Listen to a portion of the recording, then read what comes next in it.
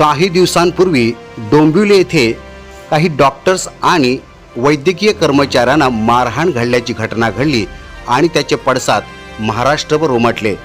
ही घटना महाराष्ट्रभरातील वैद्यकीय क्षेत्रामध्ये चर्चिली गेली आणि त्यावरती वैद्यकीय क्षेत्रातून आवाज देखील उठवण्यात आला। याच पार्श्वभूमीवरती आज चिपळूण येथील IMA अर्थात इंडियन मेडिकल असोसिएशन त्याचबरोबर आयुर्वेदिक आणि होमिओपॅथिक संघटनांनी प्रांतांना निवेदन सादर केले आणि भविष्यात डॉक्टरांवरती अशा पद्धतीचे हल्ले अथवा मारहाण सहन केली जाणार नाही यासाठी शासनानं योग्य ते पाऊल उचलावं आणि त्यावरती कायदेशीर कारवाई करावी अशा पद्धतीची मागणी करणारे निवेदन चिपळूण प्रांत ऑफिसला सादर करण्यात आलं।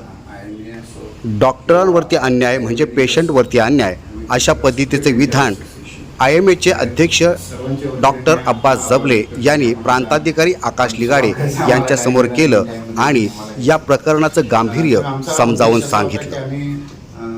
गेल्या शुक्रवारी आपल्याला एक पत्र आपण पाठवलेलं होतं आणि 20 तारखेला पूर्ण महाराष्ट्रामध्ये आम्ही बंद पुकारलेला होता। त्याचं कारण असं होतं की गेले 10 ते 12 दिवसापूर्वी डोंबिवली हॉस्पिटलमध्ये म्युन्सिपल हॉस्पिटलमध्ये जे डॉक्टर आणि मेडिकल कर्मचारीवर जे अत्याचार झाला किंवा असॉल्ट झालं, मारलं गेलं होतं, त्याच्यासाठी आम्ही निषेधासाठी आज 20 तारखेला आम्ही बंद पुकारलेला होता। पण शुक्रवारी कोर्टाचा असा आदेश आला की तुम्ही बंद पुकारू नका, हायकोर्टचा असा आदेश आला आणि त्यांचा आम्ही सन्मान ठेवून त्यांची आम्ही रिस्पेक्ट करून आम्ही हा रद्द नाही केलेला आणि हा पोस्टपोन केलेला आहे। हा पोस्टपोन आपल्या 9 तारखेपर्यंत आपला पोस्टपोन असणार आहे, 9 ऑगस्टपर्यंत। काही त्याचे जे मागण्या आहेत ते आपले सेक्रेटरी सर आपल्याला काही मेमोरंडम आपल्याला वाचून दाखवतील त्याच्यामध्ये। पण त्याला म्हणजे ज्यांनी असॉल्ट केलं, ज्या डॉक्टरनं असॉल्ट किंवा कर्मचाऱ्यावर असॉल्ट केलं, त्याला काल 5 वाजेपर्यंतचा टायमिंग दिलेला होता सरेंडर करायचा, पण ते त्याच्या आधीच पोलीस स्टेशनमध्ये सरेंडर झाले ते आणि त्याच्यावर म्हणजे त्यांना पोलीस कस्टडी 14 दिवसाची गेली आहे। सगळं आमचा असाच एक उद्देश असा आहे की गेले खूप वर्ष झाले की डॉक्टरवर हल्ला करतात। आज डॉक्टरवर हल्ला करणं म्हणजे पेशंटवर हल्ला करण्यासारखं असतं। काय होतं की आजकाल आपण बघायला गेलो तर doctor refer to higher centre का करतात? त्याचं कारण असं की जेव्हा डॉक्टरच्या इथं पेशंट येतो आणि त्याच्यासंग ती मॉब येतो, हा मॉब असा एवढा रागीट असतो मॉब की ते डॉक्टर घाबरला जातो। डॉक्टर काय करणार? त्याचं जीव वाचवण्यासाठी किंवा त्याची फॅमिली असं विचार करतो की आज माझा नवरा किंवा आज माझे वडील हॉस्पिटलमध्ये जाते, परत सुखरूप येतील की नाही, ह्या हिशोबाने डॉक्टर खूप घाबरतो आणि मग त्यांच्याकडे जे आम्हाला राईट्स दिलेले की सेंड टू हायर सेंटर। पण सेंड टू हायर सेंटर त्याच्यामध्ये असं असतं की काही खरोखरच की त्यांच्याकडे सुविधा नसल्यामुळे ते सेंड टू हायर सेंटर करतात, पण काही वेळेस डॉक्टर काय करतात की घाबरल्यामुळे, कारण जेव्हा पेशंट हॉस्पिटलमध्ये इमर्जन्सीमध्ये येतो तो इमर्जन्सीमध्ये डॉक्टर कधी पेशंटला मारायला जात नाही, डॉक्टर तो वाचवायलाच जात होते। पण त्या ह्याच्यामध्ये दुर्दैवी जर काय झालं तर ती जी मॉब असते ना, ते मॉब त्या डॉक्टरना किंवा स्टाफला मारलं, जसं की डोंबिवलीमध्ये झालं की कित्येक वर्ष असं चाललेलं आहे। आम्ही कसं आहे की डॉक्टर आम्ही जास्त तर बघायला गेलं तर आम्ही एक दिवस स्ट्राईक करतो आणि आम्ही सोडून देतो त्याच्यामध्ये, पण किती सहन किती करायचं?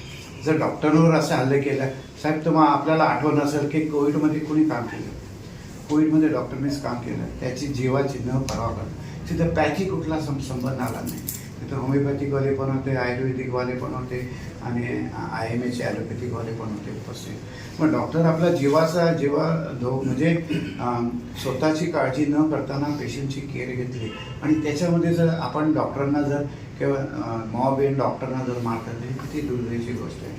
मग डॉक्टरांनी प्रॅक्टिस करायची कशी? मग आता जो नियमामध्ये लिहिलेलं आहे की मला समजा कुठलं पेशंटला मॉब आलेला आहे तर त्या डॉक्टरनी जर डिसिजन घेतलं की नाही तुम्ही हायर सेंटरला पाठवा, तर हायर सेंटरला पाठवा। जेव्हा पेशंट सिरियस येतो तेव्हा जो गोल्डन आवर असतो त्या गोल्डन आवरमध्ये आपण ट्रीटमेंट द्यायला आपण बघतो आणि जर त्या मॉब आला आणि राग असं भांडण करायला लागलं तर ते पेशंटला कसं आम्ही ट्रीटमेंट देणार? आणि जे गोल्डन आवरला मी पेशंटला कसं सेव्ह करणार? कुठलाही डॉक्टर मारत नाही कोणाला, कुठल्याही पेशंटला। तर आमची फक्त विनंती असं आहे की जे नियमामध्ये आहे की डॉक्टरांवर जे हल्ले होतात ते कुठेतरी थांबले पाहिजे. एक गोष्ट. दुसरी गोष्ट आहे की डॉक्टरांवर जर हल्ला झाला तर त्याच्यामध्ये नियमामध्ये कायद्यामध्ये जे दिलेले आहे त्याच्यावर अंमलबजावणी करणे खूप गरजेचं आहे. कारण काय असतं की जर अंमलबजावणी झाले नाही तर कुठलाही डॉक्टर, आता आपल्यातले काही डॉक्टर्स असे आहेत की त्यांची मुलं ह्या प्रोफेशनमध्ये गेलाच मागत नाही, तर ते बघतात ना की कसे हल्ले होतात, काय होतं ते. त्याच्यामुळे म्हणजे डॉक्टर पुढची जी पिढी येणार आहे ती काय डॉक्टर बनायची नाही काय. तर त्यासाठी आमची विनंती आहे की आज आम्ही आपल्याला मेमोरंडम जे आणलेलं आहे, हा मेमोरंडम आहे, हा मेमोरंडम पूर्ण स्टेटचा एकच मेमोरंडम आहे. तर मी आपले सेक्रेटरी डॉक्टर गणेश जोशींना विनंती करतो, 2 मिनिटात होऊन चालते मेमोरंडम आपल्याला इंग्लिशमध्ये ते वाचून दाखवेल. Thank you sir. Ready to respected Mr. Brigadier Sir, Sub-Division Officer, subject memorandum seeking immediate government action against violence on healthcare professional and strengthening legal protection for healthcare institutions. Respected Sir, the Indian Medical Association Maharashtra State, representing thousands of medical professionals across state, submit this memorandum with profound concern over the brutal and commendable attacks on doctors, nurses and healthcare workers at Shastri Nagar Municipal Hospital, Dombivli. The repeated incidents of violence against healthcare professionals while they are discharging their professional duties have created an atmosphere of fear, insecurity and intimidation in healthcare institutions. Such attacks not only endanger the lives of doctor and healthcare worker, but also seriously disrupt patient care and undermine public confidence in the healthcare delivery system. Healthcare institutions are places of healing and compassion. Violence within hospital is an attack on society itself and cannot be tolerated under any circumstances. To register our strong protest and to draw the urgent attention of government, IMA Maharashtra State had announced 24-hour statewide withdrawal of routine care services from 6 a.m. Monday to 6 a.m. Tuesday 21st July, supported by healthcare professionals from allopathy, Ayurveda, homeopathy and other systems of medicine, along with nursing professionals, paramedical staff, healthcare workers and numerous healthcare organizations across Maharashtra. In view of sumoto cognizance taken by the Honorable High Court in the recent incidents of violence against the healthcare professionals and the strong message delivered through the denial of bail to the accused, the medical fraternity acknowledges and sincerely appreciate the judiciary timely and reassuring intervention in the cause of justice. Considering this important development,